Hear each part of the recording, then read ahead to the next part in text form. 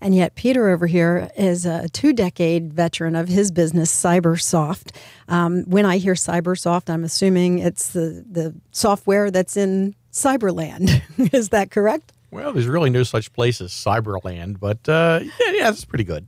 Yeah. All right. So tell me then, in your words, what Cybersoft is. Well, we're a computer security company, and for the last 20 years, we've predominantly been servicing governments and large institutions in the Unix and Linux world. And we've determined as a business problem that the market was shifting and that Windows was now becoming expected of us by our customers. So this year, a major change is that we now support Windows, and we can now support the full gamut of customers from the largest organization to individual homeowners. What kind of support are you able to provide these various customers?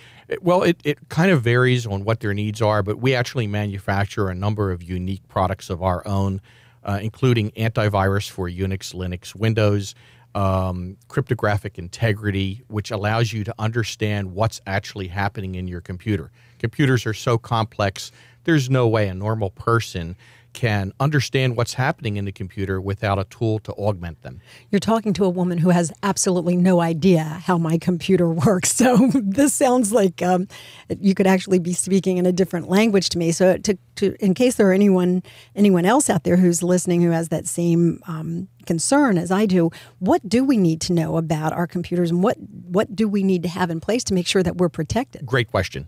Let me answer it. Computers are either your best friend or your worst enemy. You want to make sure that it stays your best friend and not your worst enemy. As your best friend, it aids in paying your water bill, your electric bill, in taking care of all of the minutia of life that just clogs us up. As the worst enemy, it's transmitting your bank account and passwords to some hacker somewhere in Eastern Europe that you can never see, and he can empty your bank account in 20 seconds. See, that's incredibly frightening, I'm sure, not only to me, but to anyone who's listening, anyone who has a business, anyone who conducts business on the internet, and yet that's what all of us do. Are we taking the right precautions? Well, number one, the first line of defense between you and these nefarious characters is you have to have a really good antivirus product. And by the way, it has to be from a good known source. When you get these emails from some unknown person saying, oh, here, try our free antivirus. Sometimes those antivirus programs aren't antivirus programs. They're actually the virus? Yes, absolutely. Oh, no. And some of them are really hard to get rid of once they're installed. Has anyone out there had that experience of your computer being your best friend or your worst enemy? Me, I can tell you, it's my worst enemy at times. But having a company like Cybersoft in place, maybe I wouldn't have that problem. We're going to talk about the challenges that each one of you have and how your businesses are alike and different. You've all heard each other's stories.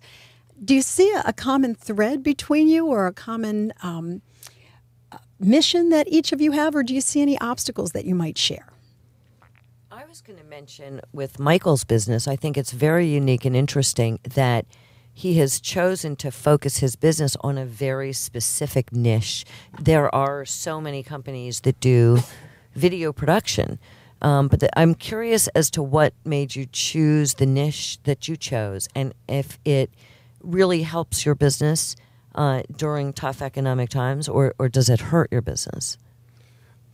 Well, the last couple of years have been hard on everybody, and that's definitely been hard on the nonprofit sector.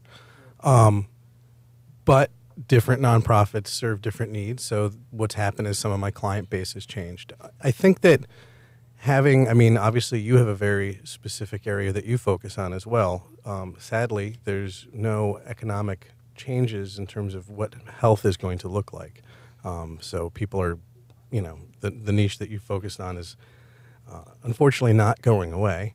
But then again, same with the nonprofit sector. When, any time that one problem is beginning to maybe seem like it's solved, there are new problems emerging that people are coming up with creative solutions for. So, yeah, I think that focusing on a small area for me has been really positive because it's something that I've identified with personally. I've built a team of people who also really identify with that same area. And because we're passionate about what we do and we enjoy what we do every day, it makes work a lot less like work. Boy, isn't that great. On that note, we have to take a short break, but when we come back, we'll continue our conversation here with 4 very interesting guests joining us for the marketing of business. Stay with us.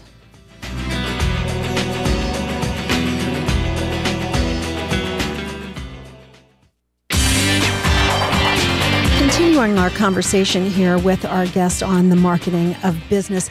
Penny, would you agree that the one thing that all 4 of you seem to have in common is that you have a real passion for what it is that you do? Absolutely. I'm very impressed with Michael and the work. Part of my monthly bill paying is to pay nonprofits. I like to give. And it's really important to me to have good information. And it's just so important. It's fantastic. And security, I can tell you, having a business and having computer problems, having software that keeps track of client information and what's going on, daily schedule, absolutely. And if you're not passionate about something like that, my God, you're in trouble. You're not doing anything for your customers. Well, certainly in the last couple of years with the economy the way that it's been, if you didn't have a passion for something, you were just glad to have a job. But my goodness, to have a business and have a passion for it, I would think helps sustain everyone through a very difficult time. It's true. There are plenty of folks that make skincare products. There's plenty of folks that have spas. But if you position yourself and you're passionate and you continue with your mission, people understand that and people respond to it. It's the best way to work, to love your work and be passionate. And you're talking to the founders of companies here. This is not a job. Like we were talking about during the break, we didn't pick this, it picked us. We didn't really have a choice in the matter. This is who we are and what we do. And the fact of the matter is that we all care intensely about what we do. And that's also probably why we're probably a lot better at what we do than some large conglomerate that only cares about money. If any of us only cared about money, we probably wouldn't be doing this because we could probably make more money doing something other than running our own businesses. But the great thing is you identify a need and you relate to your customer, to your client. Absolutely. That's what it's really all about, is the customer. Well, certainly in a profession like yours, Lindi, relating to the customer where you're providing a service to someone who's going through a horrific time in their life and perhaps fighting for their life. If you can't relate to that person and take satisfaction home from that, I don't know what else you could do. Well, that's precisely what keeps you going. And, for people who are listening, you're all thinking, well, gee, that's all great, but it's a tough economy. And the truth is, right, it is a tough economy. So what you do with your life and your passion has to revolve around something much bigger than simply the dollars and cents. Not to say that we don't want our businesses to be successful and to make money, but it's more because we want to continue doing what we're doing and serving the people, the clientele that we're serving, in recognizing their needs. So, it's not easy, but it's easy to stay in it when you love it. Well, I was just going to say that one of the things that I think I learned in this economy for me was that I really am in the right spot, because it was a difficult fight, as it were. But at the same time, I knew the whole way through that I was in the right place. If the economy was always on a huge upswing, of course everything seems rosy.